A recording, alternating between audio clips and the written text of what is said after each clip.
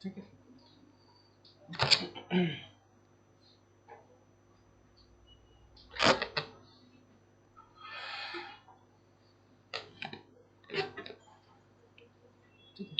अच्छा, पहला चीज, अर्थ का अपना एक मैग्नेटिक फील्ड होता है। क्यों? कोर में अभी हम लोग ऊपर तो सॉलिड है ना, अंदर जो बीच में अगर देखोगे अर्थ के कुछ यहाँ से कितना किलोमीटर, मुश्किल से 50-60-70 किलोमीटर ही नीचे जाओगे ना, तो तुमको हर चीज तुमको मोल्टेन स्टेट में मिलना स्टार्ट हो जाएगा। ठीक है, और वो सब एक तरह से समझो ना, वो लावा जैसे ज्वालामुखी जो फटता है ना, कैसा निकलता है? ऐसे निकलता है, लावा निकलता है ना मोल्टेन स्टेट में, तो वही अंदर है। तो वो सब एक तरह से क्या होता है? आयंस होता है।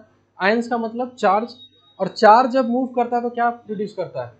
क्या? Magnetic field. लिखिए उसमें, magnetic field due to earth, magnetic field due to earth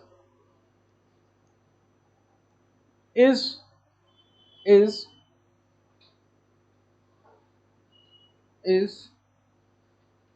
due to the molten, due to the ions, due to the ions present in the molten state। ठीक है, ये क्वेश्चन कभी नहीं पूछेगा। ठीक है, और पता है इसका एक बहुत एक इसको गूगल में सर्च भी करना, तुमको एक चीज बताता है। अभी जो नॉर्थ साउथ है ना, अभी किधर है? ईस्ट। हाँ, मतलब अभी हम लोग के निशाने पर बाहर देख के कैसे, हाँ जल्दी जल्दी, हाँ जहां से सूरज निकलता है ना। आ जाओ, इधर आ जाओ, आओ।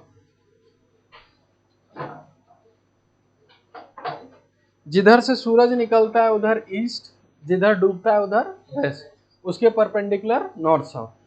तो इधर मान लो ईस्ट, इधर वेस्ट, और इधर क्या हो गया? North south. ठीक अभी से 2000 साल पहले ये नॉर्थ साउथ इधर इधर था। मतलब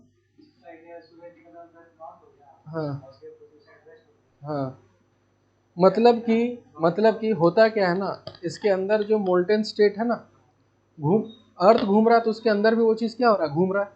अब अगर वो चीज घूम रहा है ना, तो इससे होता क्या है कि जैसे मान के चलो ये अर्थ है, ठीक है, अर्थ में एक ऐसा पॉइंट ले लिए, कोई भी एक रैंडम पॉइंट, ये वाला, इस पॉइंट को हम मान लिए पी। ठीक है, खास बात क्या है कि आज अगर इस पी पॉइंट पर हम मैग्नेटिक फील्ड नापे ना, कि कुछ तो वैल्यू आएगा, मान लेते हैं कि कुछ वो वैल्यू आया 0.1 टेस्ला करके आया, कुछ भी एक आया। कल अगर हम इसी जगह नापे ना उसी समय, तो ये 0.1 के जगह कुछ 0.12 टेस्ला आएगा। इसका मतलब क्या है कि मैग्नेटिक फील्ड किसी भी पॉइंट पर कांस्टेंट नहीं होता। ठीक है, लिखिए उसमें टॉप पॉइंट वाइज लिखते जाइए। Magnetic field at any point on the earth, magnetic field at any point on the earth changes with respect to time, with respect to time। यानी किसी भी पॉइंट पर अगर हम मैग्नेटिक फील्ड चेक करेंगे तो मैग्नेटिक फील्ड वही रहेगा कि टाइम के साथ वेरी होगा। अब अगर हम दो पॉइंट माने, जैसे अगर इस पॉइंट को माने हम क्या P1, और एक पॉइंट यहां ले लिए, इसको क्या मान रहे हैं? P2। दो पॉइंट है ना, यहाँ का मैग्नेटिक फील्ड और यहाँ का मैग्नेटिक फील्ड दोनों सेम होगा कि अलग अलग होगा? अलग अलग। यानी कि मैग्नेटिक फील्ड टाइम के साथ तो चेंज कर ही रहा है, साथ में पोजीशन के साथ भी चेंज होगा। देखिए, magnetic field magnetic field magnetic field changes with respect to position, changes with respect to position, position के रिस्पेक्ट में चेंज होगा। ठीक है, ठीक है, और ये कहावत भी है, गूगल में सर्च भी कर सकते हो। हर 2000 साल में नॉर्थ साउथ अपना पूरा डायरेक्शन चेंज कर लेता है। पूरा हर 2000 साल में, यानी कि हम लोग को पता, अभी पता नहीं हमको कुछ, 2000 साल में मतलब हम लोग का 20वां पीढ़ी जब आएगा, 2000 साल मतलब ये, और एक आदमी का अगर हम 100 साल मान लें, हाँ तो अभी जो नॉर्थ साउथ दिख रहा है ना, वो धीरे धीरे चेंज हो रहा है, बहुत माइन्यूट स्तर पर चेंज हो रहा है। वो हम बताएंगे कि लास्ट में क्यों चेंज होता है, ठीक है। अब आज के ही क्लास में ये पूरा पढ़ेंगे और खत्म भी हो जाएगा, और इसको एकदम एक छोटा सा कहानी के तौर पे समझना, थ्योरेटिकल भी है और इससे कुछ कुछ न्यूमेरिकल्स भी आता है, ठीक है। लिखिए आगे, ठीक है। एक होता है, लिखो, ज्योमेट्रिकल, अच्छा एक मिनट इसको बता ही देते हैं। एक्चुअल में अर्थ के अंदर कोई मैग्नेट है क्या? इसमें संकोच क्या है जी, है या नहीं है? है। कितना बड़ा? कितना बड़ा? देखो, हम लोग ये मानते हैं, एक्चुअल में वहां नहीं है, कि अर्थ के अंदर एक मैग्नेट ऐसा है, ठीक है। इसको मान लो नॉर्थ और इसको क्या मान लो, साउथ, ठीक है। एक बार मैग्नेट टाइप का है, तो एक बार मैग्नेट का मैग्नेटिक फील्ड कैसा होता है? नॉर्थ से साउथ। तो इसका भी कुछ ऐसा ही मैग्नेटिक फील्ड होता है, ऐसे यहाँ से निकलता है गुच्छा टाइप का, और ये घूम के फिर यहाँ एंटर हो जाता है, ठीक है। इस टाइप से होता है, यानी अर्थ का मैग्नेटिक फील्ड तुमको इस टाइप से दिख रहा है, कुछ इधर से भी घूम के दिख रहा है, ठीक है। तो एक एक्सिस जो इस मैग्नेट के थ्रू पार हो, ठीक है, उसको बोलते हैं मैग्नेटिक एक्सिस, ठीक है। और एक एक्सिस जिसके अबाउट अर्थ रोटेट करता है, उसको क्या बोलते हैं? Geometrical axis. तो यहाँ कितना एक्सिस है? 2 एक्सिस। यानी अगर आप इसी को हमारा अर्थ मान रहे हो, तो एक एक्सिस के अबाउट हमारा अर्थ घूमता है, और एक एक्सिस के अबाउट कौन है? मैग्नेट है। उस एक्सिस को हम लोग कौन सा एक्सिस बोल रहे हैं? Magnetic axis. और जिस एक्सिस के अबाउट अर्थ घूम रहा है उसको ज्योमेट्रिकल एक्सिस। लिखिए, टॉपिक डालिए, ज्योमेट्रिकल एक्सिस। लिखिए, ज्योमेट्रिकल एक्सिस, जियोमेट्रिकल एक्सिस, ठीक है। लिखो, it is the axis, it is the axis about which, it is the axis about which, it is the axis about which earth rotates, earth rotates, ठीक है। और magnetic axis में लिखिए, it is the axis where, it is the axis passing through the bar magnet of the earth, it is the axis, it is the axis, it is the axis passing through the, passing through the bar magnet of the earth, ठीक है। अब तुमको क्या लगता है, ये दोनों axis same है कि अलग अलग है? अलग अलग है, क्योंकि अगर ये वाला एक्सिस अगर है ज्योमेट्रिकल, जिसके बाद घूम रहा है, तो वो वाला एक्सिस हल्का सा टेढ़ा होता है, और उन दोनों एक्सिस के अबाउट एक एंगल होता है। कितना? हाँ, 11.3 डिग्री के आसपास। लिखिए, angle between, angle between magnetic axis and, angle between magnetic axis and geometrical axis is 11.3 degree.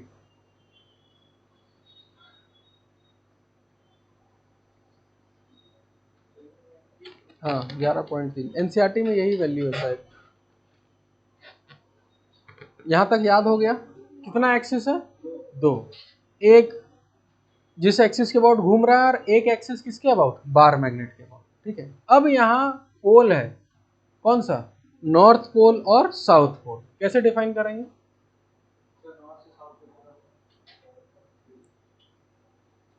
अब देखना ध्यान से, यहाँ 2 नॉर्थ पोल है और 2 साउथ पोल है, और हम लोग पढ़ते हैं एक ही नॉर्थ पोल और एक ही साउथ पोल।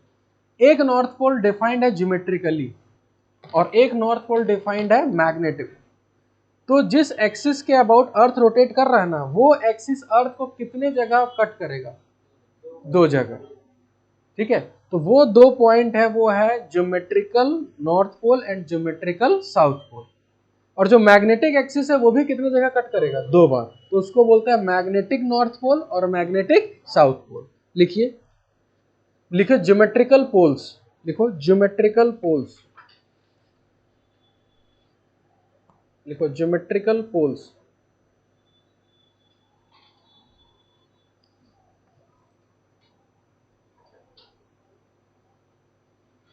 लिखिए, the points on the earth surface, point on the earth surface, point on the earth surface where, point on the earth surface where geometrical axis cuts, geometrical axis cuts।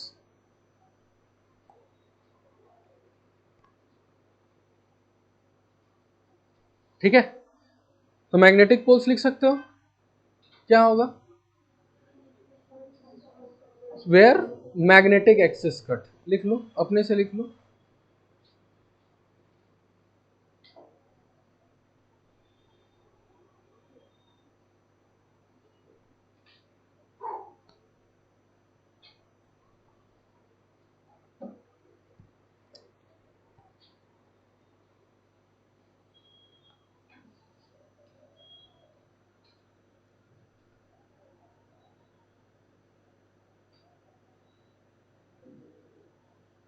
ठीक है, तो अभी तक हम लोग बात किए 2 एक्सिस के बारे में, फिर बात किए किसके बारे में? 2 पोल्स के बारे में, एक ज्योमेट्रिकल और एक मैग्नेट वाला। ठीक है, अब यहां पर एक मेरिडियन डिफाइंड है, मेरिडियन बोलते हैं, और मेरिडियन एक प्लेन होता है। प्लेन का मतलब समझते हो ना? वो जो तुम्हारा पेज का एक पेपर है ना, वो पूरा क्या है? एक प्लेन। ठीक है, लिखिए, अब यहां से थोड़ा दिक्कत होना स्टार्ट हो जाएगा। ठीक है, लिखिए लिखिए मैग्नेटिक मेरिडियन, लिखिए मैग्नेटिक मेरिडियन, मेरिडियन।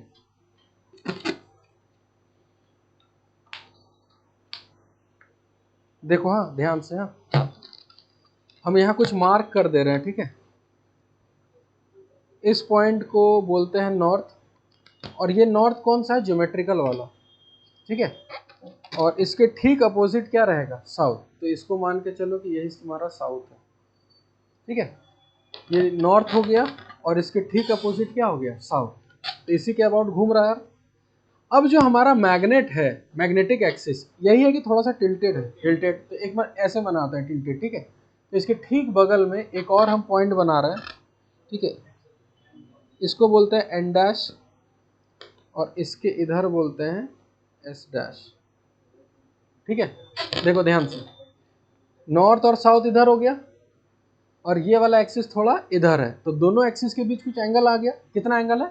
11.3। ठीक है, अब मान के चलो तुम कहीं रह रहे हो। ठीक है, कहाँ रह रहे हो? इस पॉइंट पर। इस पॉइंट को हम लोग क्या मान लिए? P।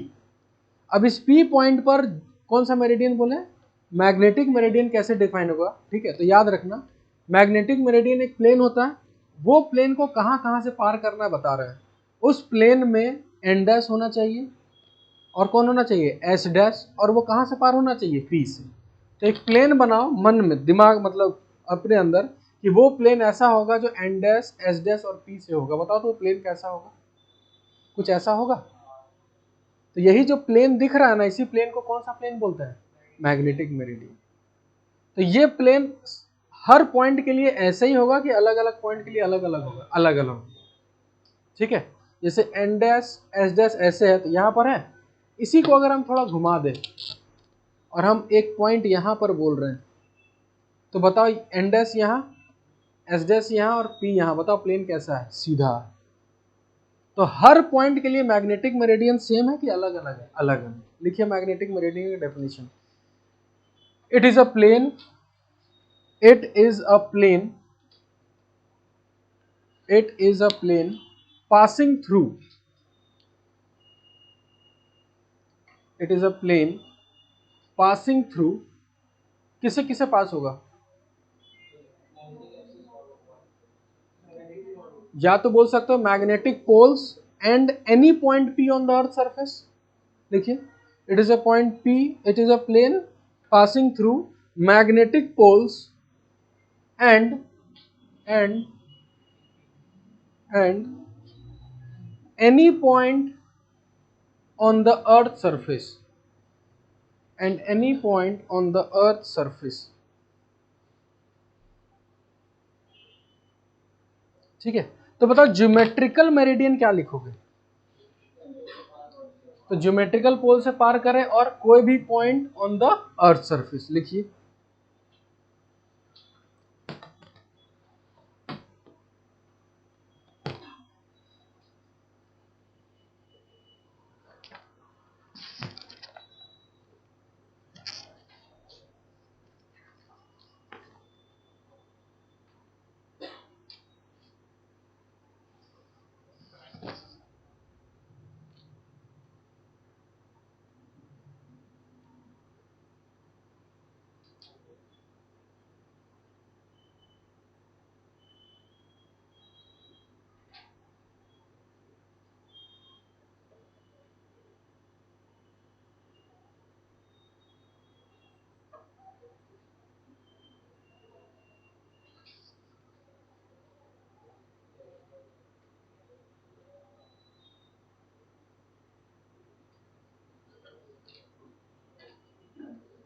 चलिए, हो गया,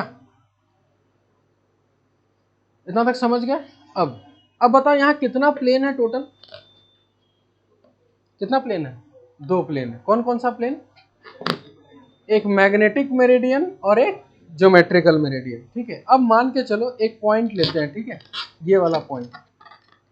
ठीक है, ये पॉइंट पी है, ध्यान से समझना, ये पॉइंट पी है, ये एन है और ये एस है, ये ज्योमेट्रिकल पोल्स है, और ये एन डैश और ये एस डैश है, और पॉइंट यही लेते हैं। इस पॉइंट पर दो मेरिडियन बनेगा, एक ज्योग्राफिकल मेरिडियन और एक मैग्नेटिक मेरिडियन। बताओ ज्योग्राफिकल मेरिडियन कैसा होगा? सीधा, और मैग्नेटिक मेरिडियन थोड़ा टेढ़ा। तो इन दोनों मेरिडियन के बीच में एक एंगल बना, इसी एंगल को क्या बोलते हैं? एंगल ऑफ क्या? डेक्लिनेशन। लिखिए, angle between geographical meridian, angle between geographical meridian and magnetic meridian, angle between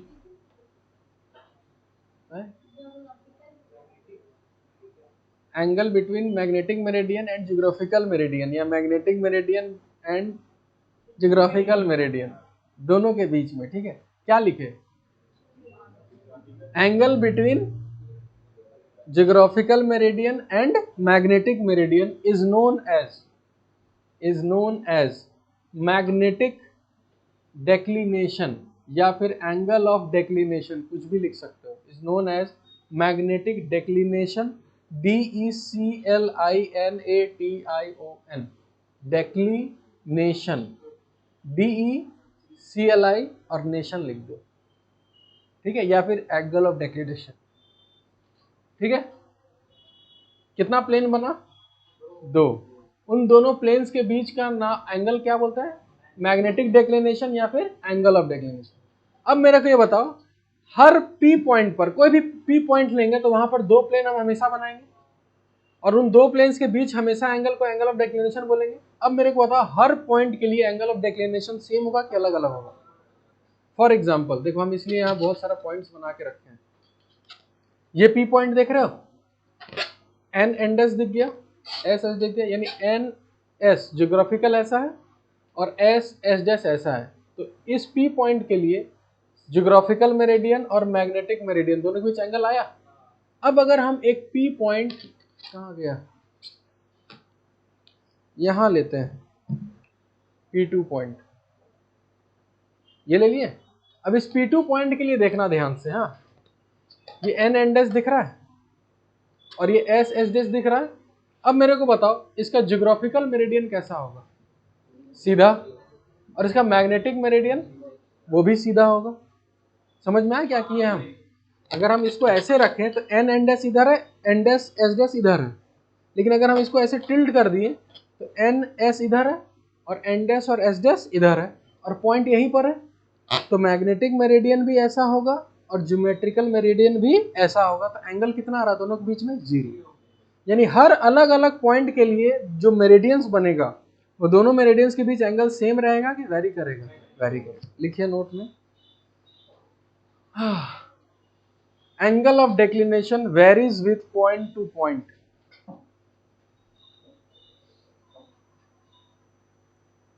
varies with point to point,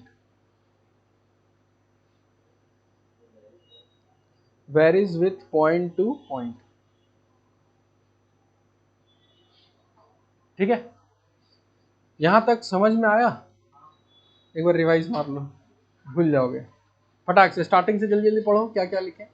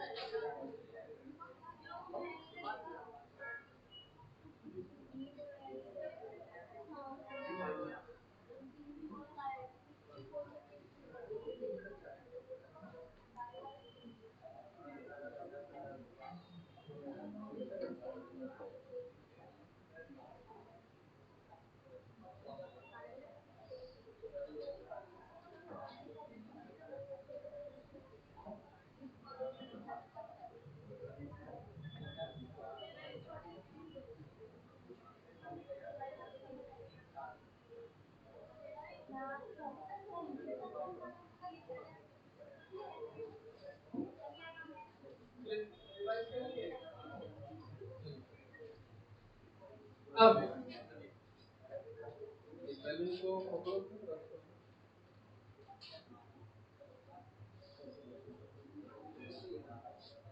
अच्छा, ये मान के चलो एक मैग्नेट है, ठीक है, मैग्नेट है, इस मैग्नेट को एक धागा लिए बांध दिए, ठीक है, और ये हॉरिजॉन्टल ही है और इसे इसको घुमा के छोड़ दिए, तो ये किधर अलाइन करता है? छोड़ो ना, उतना गोली मारो। ईस्ट वेस्ट की तरफ कि नॉर्थ साउथ की तरफ? नॉर्थ साउथ, ठीक है। तो मेरे को ये बताओ कि अगर ऐसे रुका हुआ है, ठीक है, तो इधर नॉर्थ होगा और इधर साउथ, इधर भी नॉर्थ साउथ है ना इधर, पर मैग्नेट एग्जैक्ट हॉरिजॉन्टल ना होके थोड़ा सा ऐसा टेढ़ा हो जाता है।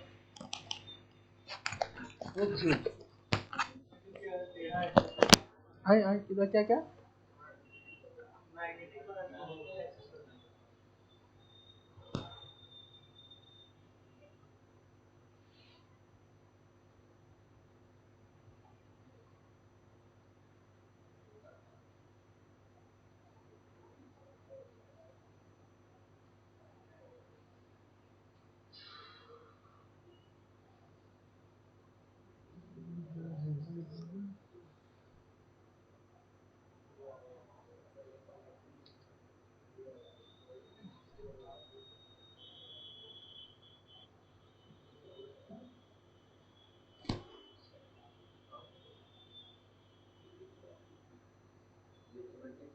अब समझना ध्यान से। हाँ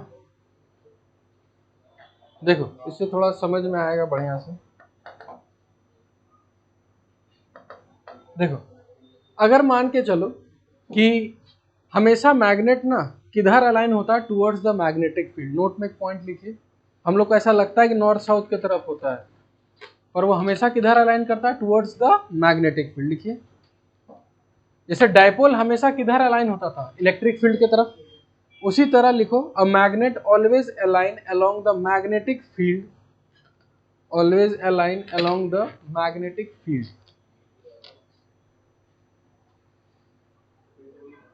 A magnet always align along the magnetic field।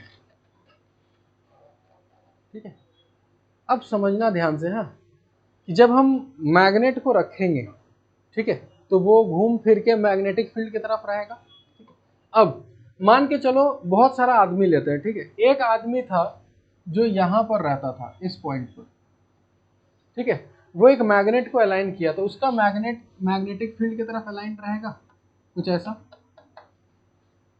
ठीक है, जो आदमी यहां रहता था उसका मैग्नेट जो होगा ना, थोड़ा सा ऐसे रहेगा, मैग्नेट फील्ड की तरफ ऐसे।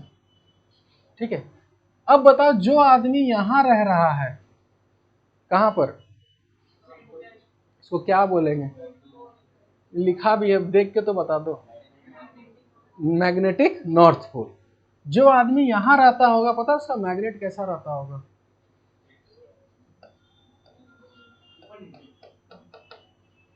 यानी कि मेरा मैग्नेट कैसा होगा वो डिपेंड करता है कि तुम अर्थ के किस हिस्से में रहते हो। जैसे कि हम लोग लगभग कहाँ रहते हैं, इक्वेटर के आसपास। ठीक है, एग्जैक्ट इक्वेटर में कि इक्वेटर के आसपास है, आसपास। तो अगर इक्वेटर के ठीक आसपास हम रहे तो हमारा मैग्नेट, देखो इसके लिए ये हॉरिजॉन्टल है, जो ये अर्थ है ना जी, तो इस अर्थ के लिए ये वाला चीज हॉरिजॉन्टल है कि वर्टिकल है, हॉरिजॉन्टल है। इस पॉइंट के लिए इसका पूरा हॉरिजॉन्टल है कि हल्का सा टिल्टेड है, टिल्टेड। और जो आदमी पोल पे रहता होगा, कौन सा पोल, मैग्नेटिक नॉर्थ पोल, उसका मैग्नेट पता है ऐसे नहीं रहता, उसका मैग्नेट ऐसे रहता है। क्यों, क्योंकि उसके नीचे ही नॉर्थ पोल है, तो उसका मैग्नेट वाला जो साउथ होगा किधर अलाइन होगा, नॉर्थ की तरफ, तो इसलिए उसका मैग्नेट ऐसे रहता है। यानी कि एट मैग्नेटिक पोल्स, ठीक है, हमारा मैग्नेट पूरा हॉरिजॉन्टल होगा कि पूरा वर्टिकल होगा, वर्टिकल। एट इक्वेटर हमारा मैग्नेट हॉरिजॉन्टल, और उसके बाद तुम कहीं भी जाओगे तो हल्का सा मैग्नेट थोड़ा सा ऐसे होगा, उसी को बोलते हैं एंगल ऑफ डिप, डिप कर जाना। ठीक है, समझ में आया। हाँ, क्या नॉर्थ और साउथ, हाँ वो तो पता ही चलेगा। देखो हमेशा देखो, मैग्नेट फील्ड जो होता है यहां से देखो नॉर्थ से निकल रहा है, किस पर जा रहा है, साउथ पे जा रहा है। ठीक है, तो हमेशा जो ये तुम ऐसे समझना। हाँ,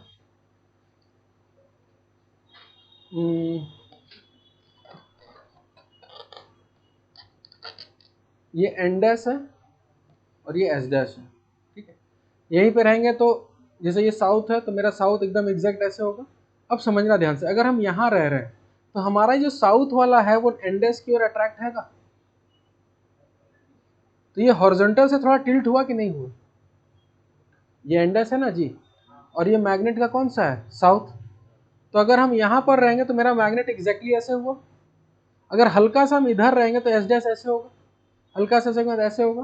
अब फिर ऐसे जैसे जाएंगे तो ये वाला ऐसे हो जाएगा। इसका मतलब ये हुआ कि अगर हम मैग्नेट को लेके यहाँ से अगर हम यहाँ तक जाएं, यानी कि मैग्नेटिक साउथ से लेकर मैग्नेटिक नॉर्थ तक, तो तुम्हारा मैग्नेट ऐसे ऐसे ऐसे ऐसे ऐसे ऐसे ऐसे ऐसे ऐसे फिर ऐसे हो जाएगा। ठीक है, और यही चीज हॉरिजॉन्टल से जितना एंगल वो नीचे जाता है, उसी एंगल को क्या बोलते हैं? Angle of dip. ठीक है, अब मेरे को बताओ, मैग्नेट को जब छोड़ते हैं, सबसे पहले जब छोड़ेंगे तो हमेशा वो नॉर्थ साउथ डायरेक्शन में अलाइन होगा, और वो कौन से प्लेन में होगा? मैग्नेटिक मेरिडियन में कि ज्योग्राफिकल मेरिडियन में? मैग्नेटिक मेरिडियन, क्योंकि मैग्नेटिक मेरिडियन में ही क्या है? मैग्नेटिक नॉर्थ है और मैग्नेटिक साउथ है। लिखिए आगे, when a magnet is freely suspended, when a magnet is freely suspended, when a magnet is freely suspended, when a magnet is freely suspended, ठीक है, it always align in magnetic meridian, it always align in the magnetic meridian।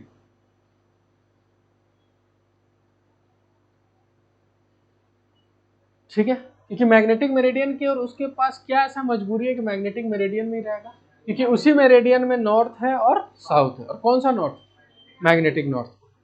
समझ में आ गया? Next लिखिए, angle of dip, angle of dip,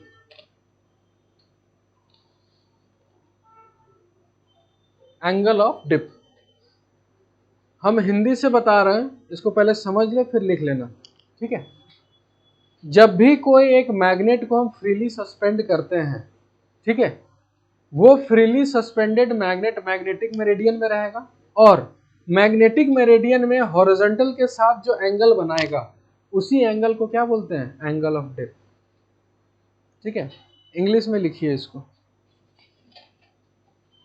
it is the angle, it is the angle made by the horizontal, sorry, made by the magnet, it is the angle made by the magnet, made by the magnet, ठीक है, with horizontal, हमेशा किसके साथ बनाएगा? Horizontal, with horizontal in the magnetic meridian, और वो कौन से मेरिडियन में रहेगा? मैग्नेटिक में। बस इतना सा लिख दो, नंबर मिल जाएगा बस। तो दो एंगल पढ़ लिए अभी तक, कौन कौन सा? एक एंगल ऑफ डेक्लिनेशन, जिसको मैग्नेटिक डेक्लिनेशन ही बोलते हैं, और दूसरा क्या पढ़े? Angle of dip. अब इसमें तुमसे छोटा छोटा क्वेश्चंस क्या पूछेगा? पहला क्वेश्चन लिखो, लिखिए, what is the angle of dip at the equator? What is the angle of dip at the equator? क्या होगा? 0, क्योंकि इक्वेटर पे हमको पता है, इक्वेटर पे कैसा हो गया? ऐसा हो गया, तो इक्वेटर पे एंगल ऑफ डिप कितना होगा? 0। और पोल्स पे कितना होगा? 90 डिग्री, क्योंकि हॉरिजॉन्टल से पूरा वर्टिकल हो जाएगा 90 डिग्री।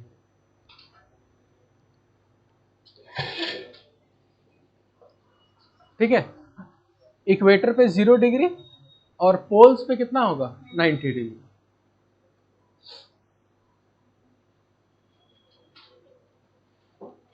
नेक्स्ट बताएं,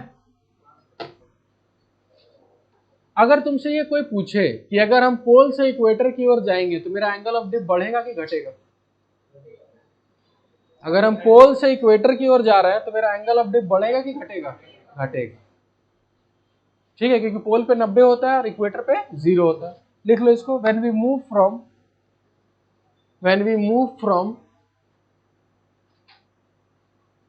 move from pole to equator,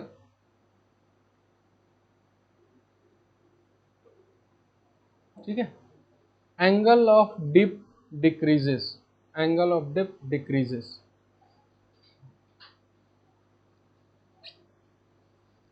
ठीक है, हाँ क्या क्या क्या समझाना है? अरे पोल में कितना है डिप? 90, और इक्वेटर में कितना है? 0। तो अगर पोल से इक्वेटर की ओर जाएंगे, अगर पोल से किधर जाएंगे? इक्वेटर की ओर, तो धीरे धीरे वो मैग्नेट सीधा होना स्टार्ट करेगा और वो पूरा हॉरिजॉन्टल हो जाएगा। तो 90 से 0 में बढ़ रहा है कि घट रहा है? घट रहा है। अब अगर हम बोले कि हम इक्वेटर में ही घूम रहे हैं, if we are moving along the equator, angle of dip increases decreases या कांस्टेंट? कांस्टेंट होगा, क्योंकि अगर हम इक्वेटर में ही घूम रहे हैं तो हमेशा मेरा मैग्नेट क्या रहेगा? हॉरिजॉन्टल ही रहेगा। समझ में आया? यहां तक क्लियर है? अब अभी से ज्यादा नहीं, कितना 100 साल पहले ले लेते हैं। ये वास्को डी गामा जो आया इधर उधर गया था, कब गया था?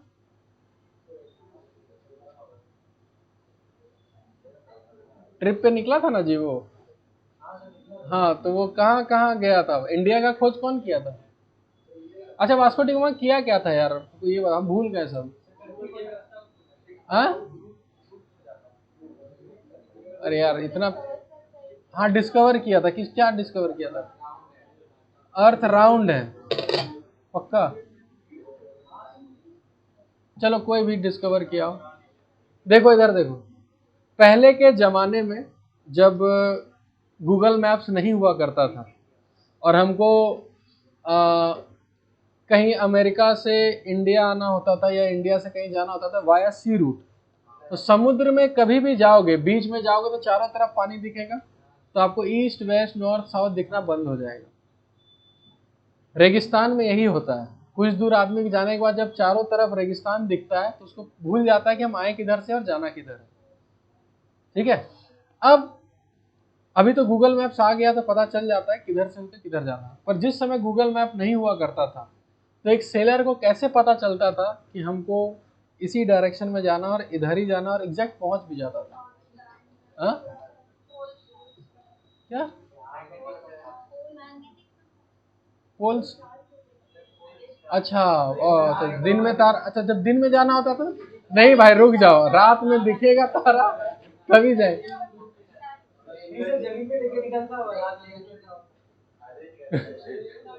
ये सब मूवीज वगैरह में चलता है, ठीक है, पर एक्चुअल में हर कैप्टन के पास एक कंपास रहता है, मैग्नेटिक कंपास। बता रहे ना कैसे वो चेक करता था कि हम सही डायरेक्शन, और उस समय ऐसा नहीं कि अभी तो क्या सबको गूगल मैप चलाने आता है, उस समय कुछ सेलर ऐसा रहता था, उसी को कैप्टन बनाया था क्योंकि उसको पता रहता था, तजुर्बा रहता था मैग्नेटिक कंपास चलाने का। अब मैग्नेटिक कंपास कैसे चलाता था समझा रहे हैं, ठीक है।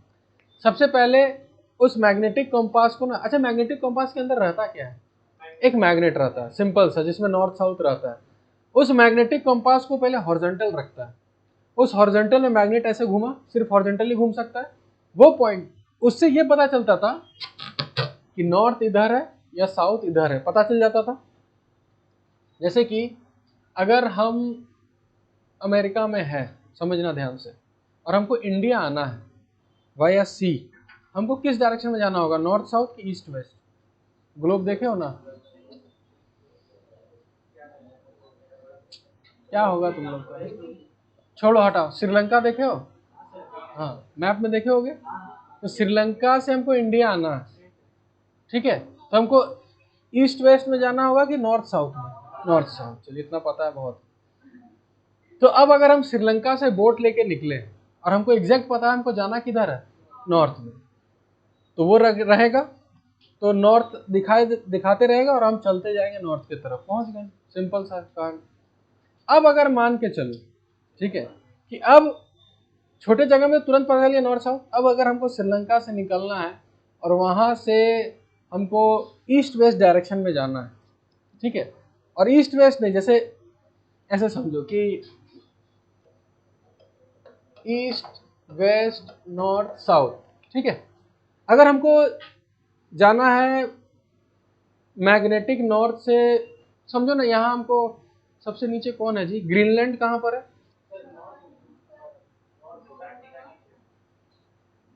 वो कुछ पोल्स के पास है ना, पोल्स के पास है। अब मान के चलो ग्रीनलैंड से हमको आना है कहाँ तक? इंडिया आना है, ठीक है, यानी हमको पोल से कहाँ आना है? इक्वेटर। तो सबसे पहले वो नॉर्थ साउथ डायरेक्शन फिक्स कर लिया। अब अगर हम नॉर्थ साउथ फिक्स कर लिए, ठीक है, अब हमको इक्वेटर की ओर जाना है, तो उस मैग्नेट को ना वो टेढ़ा पकड़ा, जिससे वो एंगल ऑफ डिप भी मेजर कर रहा है, तो वो किधर जाएगा? जिधर डिप बढ़ेगा कि जिधर डिप घटेगा, घटेगा, क्योंकि अगर उसका डिप घट रहा है यानी उसको पता है कि हम किधर की ओर जा रहे हैं, इक्वेटर की ओर, और फिर उसको फिर हॉरिजॉन्टल भी करके देख रहा है कि हम नॉर्थ की तरफ जा रहे हैं कि साउथ की तरफ। तो एक ही मैग्नेटिक कंपास को वो यूज कर करके पूरा एक बड़ा सा चार्ट बना बना के वो जाता था। ऐसे थोड़ी कि मजे में निकाल के देख लिया, हाँ भाई ठीक पहुंच गया, मोबाइल रख लिया, ऐसे नहीं है। हर 10-10 15-15 मिनट के बाद उसको रीडिंग्स लेना पड़ता है। अभी गूगल मैप्स कितना आसान है, लोकेशन फिट करके डाल दी है और वो बोलती रहती है बेचारी, है ना। उस समय ऐसा कुछ नहीं था। हाँ हाँ, एक बार मेरे साथ ऐसा हुआ है। नहीं, हम इतना नहीं घूमते हैं ना। तो एक बार हम कहाँ जा रहे थे, हिमाचल में थे, और हम लोग दो एक्सयूवी, नहीं, एक दो एक्सयूवी लेके, मतलब हम लोग ऐसा ऐसा जगह जाते हैं ना, जैसे शायद तुम लोग उसका नाम भी नहीं सुने होंगे, तुंगनाथ, नहीं सुने, हमको पता है। और बताए तो खीर गंगा, नहीं सुने होंगे। और ये सब अगर तुम कभी सर्च करोगे ना, एक्चुअल में घूमने का जगह यही सब है, पर लोग खाली घूमता है शिमला और कहाँ कहाँ, मनाली, बस यही सब है। लेकिन अगर तुमको घूमना है ना, तो जैसे अभी के एज में ही जा सकते हो, बुढ़ा होने के बाद नहीं जा सकते। तुंगनाथ, तुंगनाथ एक ऐसा जगह है जहां पर शिव जी का जो बोलते हैं ना एक मंदिर है वहां पर, और वहां पर तुम रात अभी भी चेक करोगे ना तो वहां का टेम्परेचर अभी -10 या -12, माइनस माइनस में तो होगा मेरे ख्याल से। तुंगनाथ देखो ना एक बार, ठीक है। उसके बाद एक और बोलते हैं, इसका नाम शायद कोई जानते होगे, उसका नाम है चोपटा, CHOPTA। ये फेमस है जी, अगर तुम लोग, हाँ अभी 9 है, अच्छा अभी शायद गर्मी है ना शायद। चोपटा जो है तुम्हारा, वो इंडिया का लास्ट विलेज है, ये सब तो पता रखो जी। 9 डिग्री अभी भी। एक बार रात में देखो तो कितना जाता है, रात में कितना जाता है देखना, रात में दिखाता होगा कितना जाता है। लास्ट विलेज पता है कैसा होता है, अगर तुम लोग घूमने का शौक रखते हो, वो विलेज है, रोड वहां तक जाता है।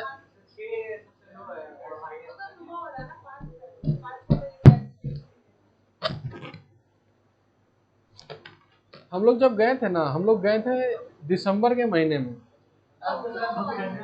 घूमने का मजा वही है, ठंडे में ठंडे जगह में जाओ, अब थोड़ी ना ऐसा है आदमी।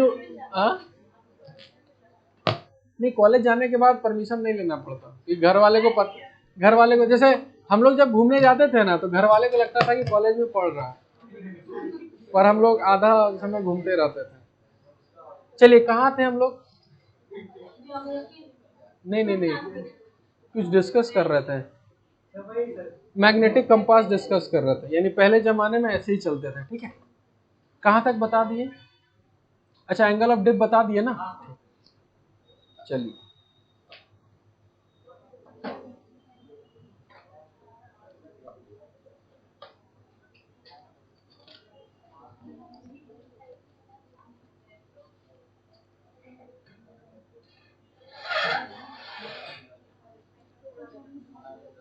एक बार खीर खीर गंगा का एक बार देखना। खीर गंगा, खीर गंगा जाने के लिए आपको 18 डिग्री है अभी। अभी गर्मी का मौसम है कि ठंडे का? गर्मी है ना, बारिश का। खीर गंगा एक ऐसा जगह है जहां आपको जाने के लिए सुबह ट्रैकिंग करके निकलना होगा, और आप वहां रात में पहुंचोगे। टोटल 26 किलोमीटर है, पहाड़ चढ़ना होता है। और वो खीर गंगा इसलिए उसको बोला जाता है, अगर गूगल मैप में देखोगे वहां एक स्विमिंग पूल है, उस पहाड़ के सबसे टॉप पे एक छोटा सा स्विमिंग पूल टाइप का बना है।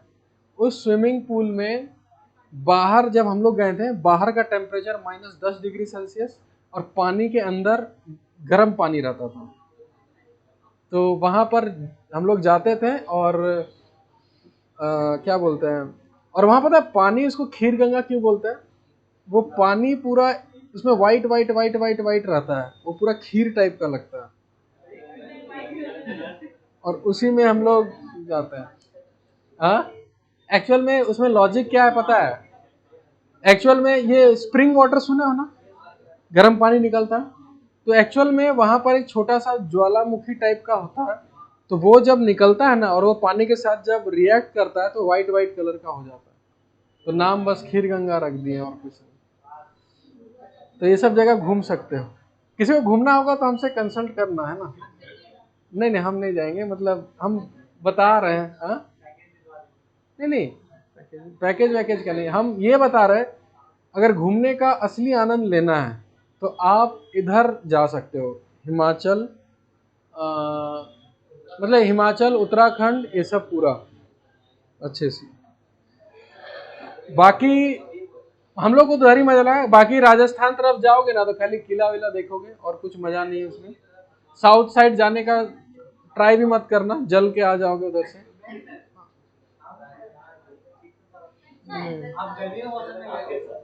नहीं, उधर गर्मी ही रहता है, कोस्टल एरियाज में गर्मी ही रहता है मैक्सिमम। केरला जा सकते हो, केरला अच्छा जगह है, पर खाना उधर का बहुत घटिया है। नहीं, डोसा नहीं। वो लोग वो लोग वो लोग जो सब खाना ना नारियल तेल से बनाता है, जो बहुत अजीब लगता है। चलिए आगे बढ़ते हैं, आगे आगे आगे।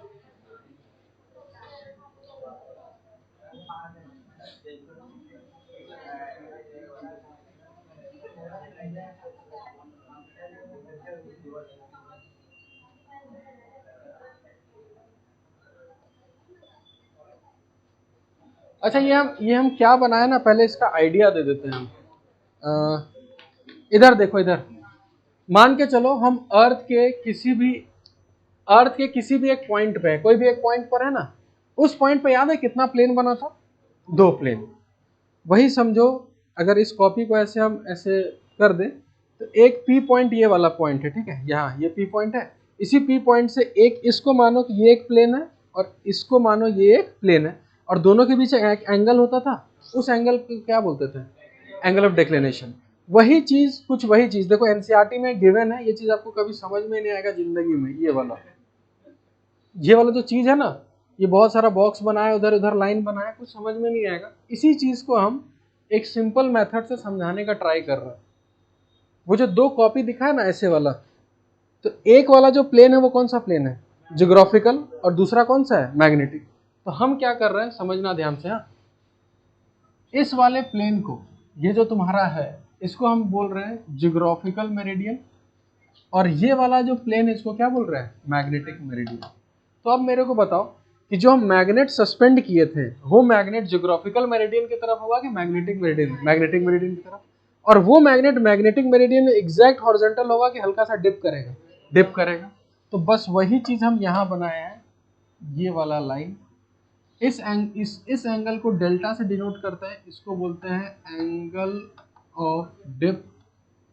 और इन दोनों प्लेन्स के बीच में एक थीटा बोलते हैं, जिसको बोलते हैं एंगल ऑफ डेक्लिनेशन। अभी भी कुछ लोगों को समझ में नहीं आएगा कि कहाँ थीटा क्या डेल्टा है। ठीक है, आ गया पक्का? देखो, ये 2 हाथ देख रहे हो ना, ये हो गया जियोग्राफिकल मेरिडियन, ये वाला प्लेन। और ये हाथ हो गया कौन सा प्लेन? Magnetic meridian. तो ये जो हम, और इन दोनों के बीच एंगल थीटा है, वो यहाँ देखो एंगल थीटा है उन दोनों के बीच।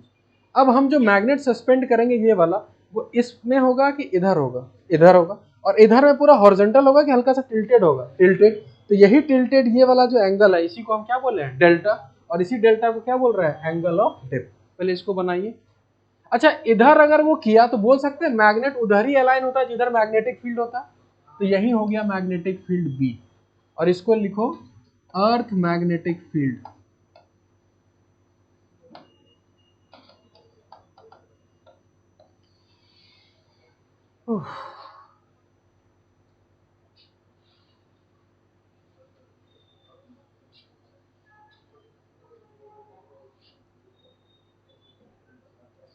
हाँ,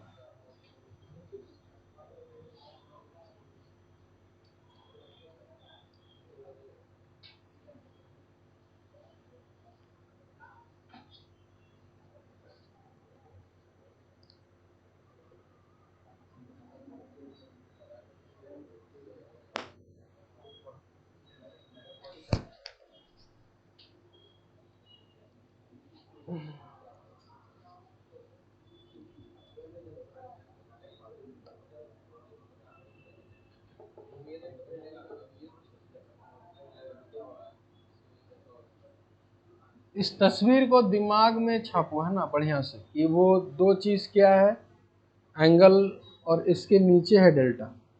ठीक है, बना लिए सब लोग?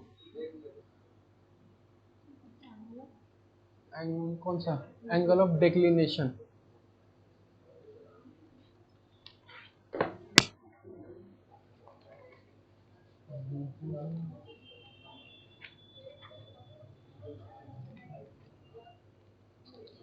ये तुम लोग वो सब पढ़ा जी, पैरामैग्नेटिज्म, डायमैग्नेटिज्म? नहीं पढ़ेगा, हमको पता है।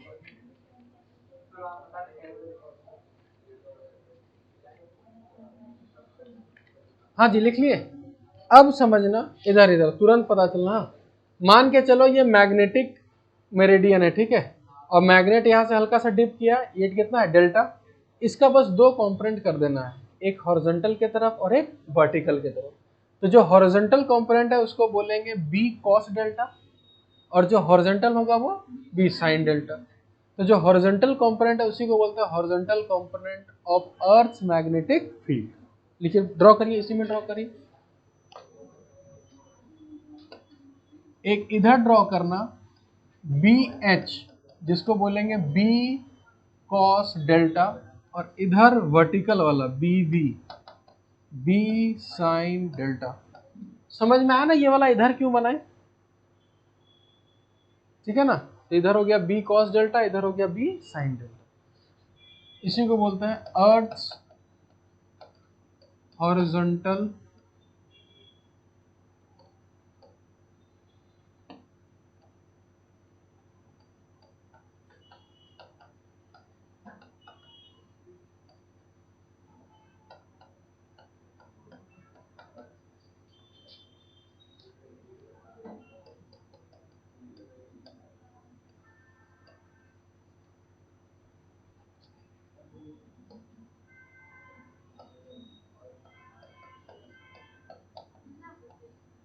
चलिए उसको उतारिए। Horizontal component of earth magnetic field. ठीक है, अगर यहां तक समझ में आ गया हो, और स्कूल में क्वेश्चन 100% आएगा, what are the three elements of earth magnetic field. तो तीन एलिमेंट कौन कौन सा है? तो पहला है मैग्नेटिक डिक्लिनेशन, दूसरा है एंगल ऑफ डिप, और तीसरा है B cos delta, B H. कौन सा? Horizontal component of earth magnetic. क्या लिखवा रहे थे?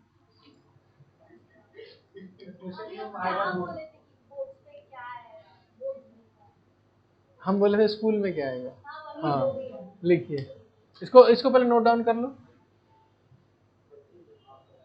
क्या?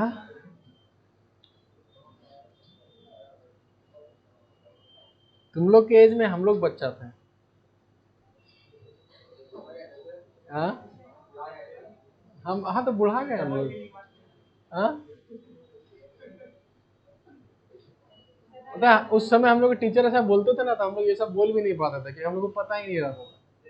जैसे तुम लोग अभी बोल रहे हो सर डबल मीनिंग, हम लोग को सब कुछ पता ही नहीं होता था क्या डबल मीनिंग है।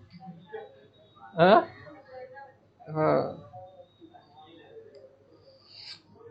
चलिए। आजकल मतलब जनरेशन इतना ये हो गया ना, तुम कुछ भी बोलेगा ना तो तुम उसका डबल मीनिंग निकाल सकते हो। हाँ, चलिए लिखिए, three elements of earth magnetic field. Earth magnetic field का तीन एलिमेंट होता है। ठीक है, अगर 5 नंबर में आए तो तीनों लिख के तीनों का बढ़िया से एक्सप्लेन कर देना बस। आता है, ये क्वेश्चन आता है, क्योंकि इस पूरे टॉपिक में ये पता है एनसीईआरटी में कितना पेज का है ये, एक बार बताते हैं ना। 6-7 में ये हो गया एक पेज, 2 पेज, बस एनसीईआरटी में 2 पेज है, 2 पेज में भी आधा में फिगर बना हुआ है, इतना ही टॉपिक है। लिखिए, पहला लिखिए मैग्नेटिक डिक्लिनेशन या एंगल ऑफ डिक्लिनेशन, एक ही बात है। मैग्नेटिक डिक्लिनेशन या फिर एंगल ऑफ डिक्लिनेशन एक ही बात है। ये पहला एलिमेंट हो गया। दूसरा एलिमेंट एंगल ऑफ डिप, लिखिए दूसरा एलिमेंट, दूसरा लिखिए एंगल ऑफ डिप लिख लिए। और तीसरा लिखिए horizontal component of earth magnetic field.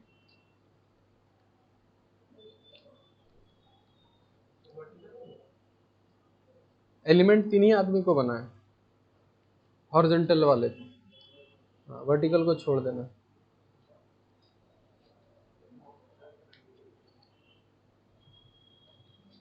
लिख लिए। अब न्यूमेरिकल एक ही टॉपिक पे आता है और उसको हम पूरा लिखवा देते हैं, ठीक है, इसके बाहर कभी आएगा ही नहीं और एक ही टाइप का क्वेश्चन ही आता है। चलिए इधर देखिएगा ध्यान से। हाँ, एक होता है ट्रू डिप, ट्रू डिप का मतलब एक्चुअल डिप, कि वहां पर एक्चुअल डिप है कितना। और एक होता है एपरेंट डिप, मतलब एपरेंट मतलब कुछ अगर हम चेंज कर दें तो वहां एपरेंट डिप दिखाएगा। जैसे याद करिए, आप लोग क्लास 10 में पढ़े होंगे, जब मछली पानी में रहता था ठीक है, तो हम लोग पता करते थे ना कि पानी से कितना नीचे है, तो एक एक्चुअल होता है और एक एपरेंट होता है जो हमको लगता है, ठीक है। चलिए वही चीज, तो यहाँ भी एक पढ़ना है एक्चुअल और दूसरा क्या पढ़ना है, एपरेंट। अब इधर देखना, बस तुरंत, कुछ बड़ा सा चीज नहीं है। मान के चलिए ये मैग्नेटिक मेरिडियन है, मैग्नेटिक मेरिडियन में ही रहेगा हमेशा, तो हमेशा मैग्नेट जो एक्चुअल डिप देगा वो मैग्नेटिक मेरिडियन में ही देगा, ठीक है। वो हो गया एक्चुअल डिप, यानी एक्चुअल डिप हमेशा कौन सा मेरिडियन में नापा जाता है, मैग्नेटिक मेरिडियन। अब हम अगर इसको जबरदस्ती, एक कंपास था याद है वर्टिकल, अब हम इसको जबरदस्ती इधर घुमा दिए, मैग्नेटिक मेरिडियन से कुछ एंगल घुमा दिए, तब ये एक्चुअल डिप देगा क्या, नहीं। अब ये देगा एपरेंट डिप, ठीक है। अब समझना ध्यान से, जब ये मैग्नेटिक मेरिडियन में होगा तो एक बी एच होगा, बी कॉस डेल्टा, और एक होगा बी साइन डेल्टा। अब जब हम इसको इधर कर देंगे तो वर्टिकल तो वही रहेगा, बस हॉरिजॉन्टल का एक कंपोनेंट इधर आएगा। तो हॉरिजॉन्टल का कंपोनेंट जब इधर आएगा तो वो कंपोनेंट बढ़ जाएगा कि घट जाएगा, घटेगा ना जी। एक वेक्टर का कभी कंपोनेंट लेते हो तो उससे बड़ा होता है कि उससे छोटा होता है, छोटा होता है। तो हॉरिजॉन्टल घट गया और वर्टिकल अभी भी वही है। तो बताओ एक्चुअल डिप और एपरेंट डिप में कौन बड़ा होगा, एपरेंट। एक मिनट, पेन, दो हो गया। मान के चलो ये रिजल्टेंट इधर था, ये डेल्टा था। अगर अच्छा दोनों बराबर होगा तो एकदम बीचों बीच, ये छोटा होगा तो रिजल्टेंट किधर जाएगा, नीचे की तरफ। अब समझना, अगर ये तुम्हारा मैग्नेटिक मेरिडियन है, ठीक है, जैसे जैसे हम एंगल चेंज करेंगे ये तो वही रहेगा, इसका जब कंपोनेंट आएगा तो ये धीरे धीरे बड़ा होगा कि छोटा हो जाएगा, छोटा होगा। जैसे जैसे घूमते जाएंगे और छोटा होगा, तो रिजल्टेंट ऊपर जाएगा कि रिजल्टेंट नीचे जाएगा, नीचे जाएगा। तो ये डिप बढ़ेगा कि घटेगा, बढ़ेगा ना। और अगर इससे हम पूरा 90 डिग्री घूम गए तो एक का 90 डिग्री में कंपोनेंट कितना आता है, जीरो। cos 90 कितना होता है, जीरो। तो अगर पूरा 90 डिग्री में घूम जाएंगे तो मेरा मैग्नेट कैसा हो जाएगा, हॉरिजॉन्टल खत्म, खाली क्या बचेगा, वर्टिकल। तो एंगल ऑफ डिप कितना हो गया, 90 डिग्री, ठीक है। जिसको समझ में आया बहुत बढ़िया, जिसको नहीं समझ में आया एक छोटा सा फॉर्मूला है, बस याद रखना कि एक ही क्वेश्चन आएगा, ट्रू डिप और एपरेंट डिप। लिखिए रिलेशन बिटवीन, अच्छा पहले नोट में लिख लो, actual dip is only measured, actual dip is only measured, actual dip is only measured in magnetic meridian, is only measured in magnetic meridian, ठीक है, ठीक है। अब समझना ध्यान से, जो मैग्नेटिक फील्ड हुआ करता था बी, उसका दो कंपोनेंट हुआ, ये डेल्टा होता था तो ये हो गया बी कॉस डेल्टा, और ये क्या हो गया, बी साइन डेल्टा, यही होता। तो मेरे को ये बताओ यहां पर tan delta is equal to B cos delta, एक मिनट उल्टा होगा ना, B sine delta divided by B cos delta, यही लिखेंगे ना। और ये एपरेंट है कि एक्चुअल है? एक्चुअल है। अब समझना ध्यान से, ठीक है, कि इस बी कॉस डेल्टा से, यहां से इस मैग्नेटिक मेरिडियन से हम थीटा घूमे, कितना घूमे? थीटा। तो अगर हम थीटा घूम जाएंगे तो इसका एक कंपोनेंट आएगा, तो बताइए इसका कंपोनेंट फिर कॉस थीटा होगा, तो यहां लिखेंगे बी कॉस डेल्टा का कॉस थीटा, और नीचे अभी भी क्या रहेगा? B sine delta. अब ये जो डेल्टा डैश होगा ये एपरेंट होगा। अब बताइए टेन डेल्टा डैश को हम क्या लिखें? वर्टिकल अपॉन हॉरिजॉन्टल, इसको क्या लिखेंगे? B sine delta divided by B cos delta into cos theta, sorry cos theta. ये बी बी कैंसिल हो गया, और साइन बाय कॉस को क्या लिखेंगे? टेन। तो यानी कि एक रिलेशन आ गया यहां से कि tan delta dash is equal to tan delta divided by cos theta. बस यहाँ पर बहुत सारा एंगल है, बस आपको खाली याद ये रखना है ये डेल्टा एक्चुअल है कि अपरेंट है? एक्चुअल है। डेल्टा डैश अपरेंट है। बस ये बता दिए थीटा कौन सा एंगल है, जितना एंगल हम शिफ्ट किए कहाँ से? मैग्नेटिक मेरिडियन से। यानी theta is the angle between magnetic meridian और हमको जिस प्लेन में चाहिए, इसको उतार लीजिए। यानी सबसे इंपॉर्टेंट ये वाला फॉर्मूला है। ये हो गया एक्चुअल, यहां लिख देते हैं एक्चुअल। ये हो गया एपरेंट, ठीक है। और थीटा है angle from magnetic meridian, angle from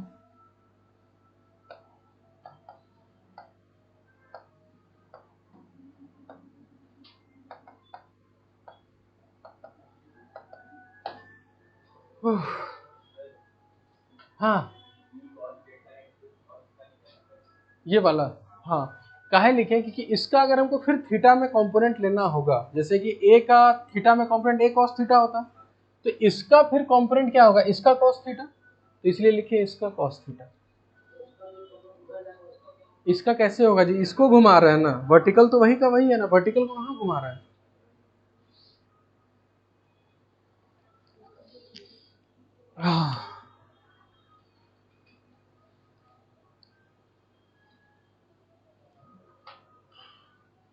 earth magnetism खत्म, इससे बाहर कुछ नहीं आएगा। एक फॉर्मूला है, हाँ बस खत्म अर्थ मैग्नेटिज्म। इसलिए तो है ना सर।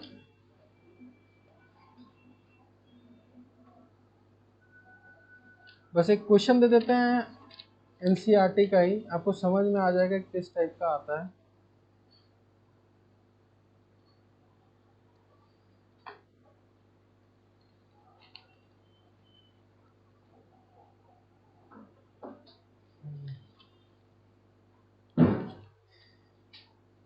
शादी हो रहा है जी।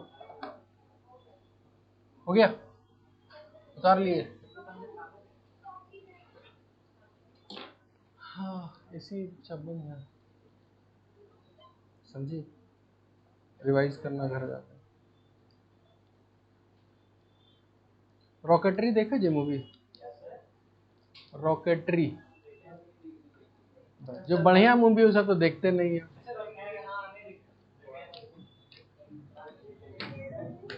हाँ थिएटर में लगा ही नहीं, थिएटर में लगा था, लगा था।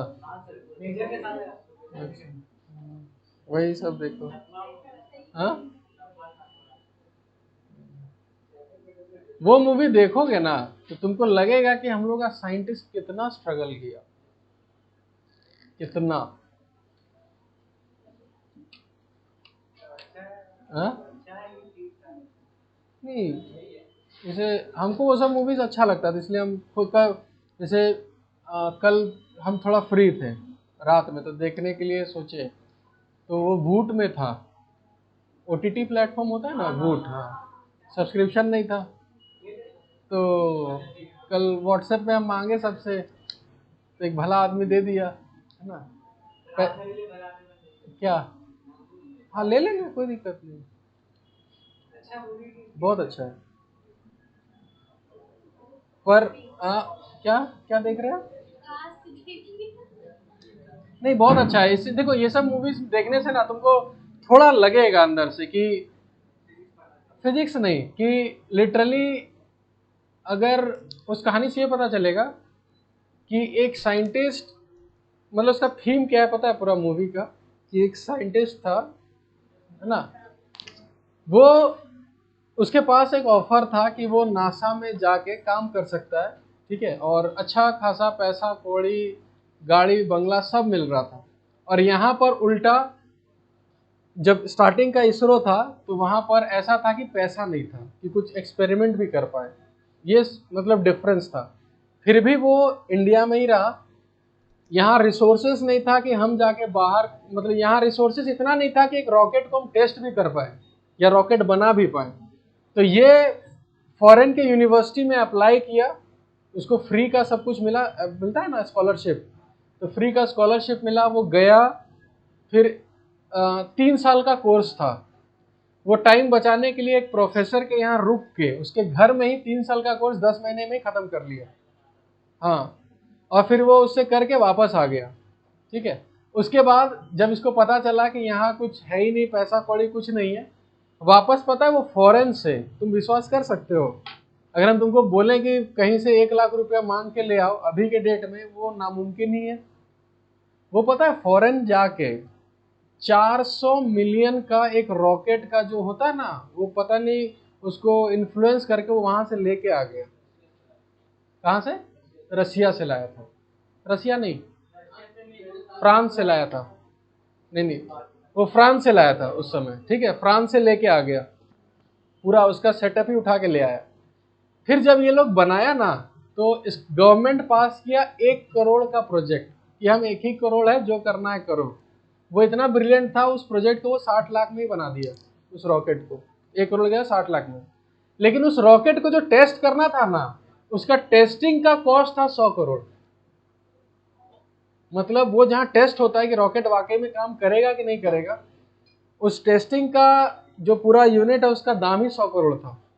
फिर अब ये लोग पता है क्या किया, ये लोग एक टीम बनाया 50-60 साइंटिस्ट का, और कहीं पर रशिया या कहीं फ्रांस में वो लोग रॉकेट बनाता था, तो ये लोग वहां पे गया, उन लोग का हेल्प किया, उसके हेल्प के बहाने ही उसका सारा कुछ सीख लिया।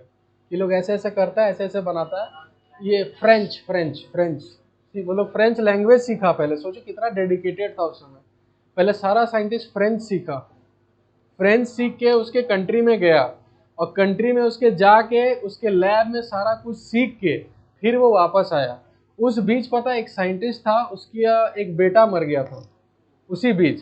पता है उसको इन्फॉर्म तक नहीं किया गया कि तुम्हारा बेटा मर गया, उसको 15 दिन बाद पता चला। फिर वो लोग वापस आया, फिर बनाया। मतलब इंडिया में सोचो उस समय, पता है अगर मूवी देखोगे ना, तुमको वाकई में लगेगा कि हम लोग का इंडिया अभी जो है ना, ये अभी एक सुपर पावर रहता, अभी के डेट में सुपर पावर से कम नहीं होता अभी जो। फिर क्या हुआ, जब यहाँ आया रॉकेट बना लिया। पता है उस समय लोग ये सोचता था कि रॉकेट जो, याद है, यहाँ से थ्रस्ट होकर ऊपर जाता है, 135 सेकंड अगर जल गया तो वो अर्थ एटमोस्फेयर से बाहर चल जाता है, यानी 135 सेकंड तक जलाना था। पता है इंडिया का साइंटिस्ट कैसा बनाया कि जब तक फ्यूल रहेगा तब तक जलता ही रहेगा। मतलब इंडिया वाले का जो सोच होता था ना, वो जहाँ ये लोग जो फॉरेन जो काम करता था ना, उससे 100 कदम आगे रहता था। वो लोग 135 सेकंड में वो ब्लास्ट हो जाता था, इसलिए देखते होगे कि जब ऊपर जाता है तो उसको डिटैच कर देता है। तो ये जो तुम्हारा साइंटिस्ट था, ये एक ऐसा बना दिया ना कि वो कभी ब्लास्ट ही नहीं होगा जब तक फ्यूल रहेगा। तो 180 सेकंड तक वो, जब तक फ्यूल था तब तक जलता रहा। तो वो लोग हैरान हो गया, वो लोग पहले मजाक उड़ाया था कि इन लोग का 15-20 सेकंड भी नहीं टिकेगा, लेकिन वो 180 सेकंड तक टिका। फिर वो लोग जब वापस आया ना, फिर उसके बाद जब पूरा हो चुका था, ये लोग एकदम होने ही वाला था, यानी इन पूरे वर्ल्ड को पता चल गया था कि इंडिया ये अचीव कर लिया है और इसको प्रोजेक्ट मिलने ही वाला था। तो सबसे बड़ा जो तुम्हारा दुश्मन था उस समय अमेरिका था। वो अमेरिका पता नहीं यहाँ पर इंडिया में ही ऐसा चीज रच दिया ना कि जितना साइंटिस्ट उस प्रोजेक्ट में था ना, सब पे केस हो गया। और केस क्या हो गया? देशद्रोह का केस। सबको मार वार के जेल में भर कर दिया। तो वो प्रोजेक्ट बंद हो गया। मतलब कि तुम इस कहानी का थीम क्या था, उसमें पूरा इंटरव्यू में बताया और उस रियल आदमी को भी दिखाया है कि वो बोला कि हम लोग को जो हराने वाला लोग था ना वो अपना देश का ही लोग था। मतलब बाहर वो लोग सोचा ना कि बाहर का लोग कोई हराएगा, पर यहाँ देश का ही लोग पॉलिटिक्स देखकर ये करके कर दिया, और उसी के कारण हम लोग पीछे हो गए। नहीं तो अभी पता है, और ये सब सैटेलाइट रॉकेट के मामले में सबसे आगे अभी भी इंडिया ही आगे है, ठीक है। उसके बाद सबसे एफिशिएंट, और अभी जो रॉकेट जो ऊपर जाता है ना वो उसी का देन है, जो उसमें दिखाया गया साइंटिस्ट को। हाँ हाँ, नंबी नारायणा। और तुम उसका मूवी देखोगे ना, लिटरली उसका अगर वो चाहता ना तो एक फेज ऐसा जीता जिसमें वो BMW कार के नीचे पैर नहीं रख सकता था, और तो वहां जाके बनाता तो पेटेंट होता है ना सब कुछ। अब वहां जाके बनाया तो अमेरिका का चीज हो गया। अब अमेरिका कहीं भी बेचेगा ना तो उसको कम से कम हजारों करोड़ में बिकता है ये सब पेटेंट। जैसे अब हम बताते हैं तुम लोग को हम हायर कर लिया, हम एक मशीन बनाए, तो मशीन तुम लोग थोड़ी बनाओ, तो मेरे लिए बना, अब हम इसको बेचेंगे इस टाइप से। जैसे ताजमहल जब बना था तो बनवा के कारीगर का हाथ काहे कटवा दिया कि दूसरा ना बना पाए, तो इस टाइप से होता है। और अभी बेचारा वो पता है एक केस लड़ रहा है, अभी अभी पद्म भूषण भी अवार्ड मिल गया उसको, ये सब हाईलाइट होने के बाद तभी उस पर मूवीज बना, वरना उससे पहले पता है उसके पास ना पैसा था ना घर था। वो पता है वो केस जो लड़ रहा था ना, उस केस के लिए भी उसके पास पैसा नहीं था, इतना हालत खराब था उसका। वो मूवी जाके देखो तो थोड़ा इंस्पिरेशन भी मिलेगा पर ये सब मेजर वेजर क्या है सब। हाँ हाँ हाँ हाँ हाँ हाँ, घर जाओ। हाँ हाँ, अच्छा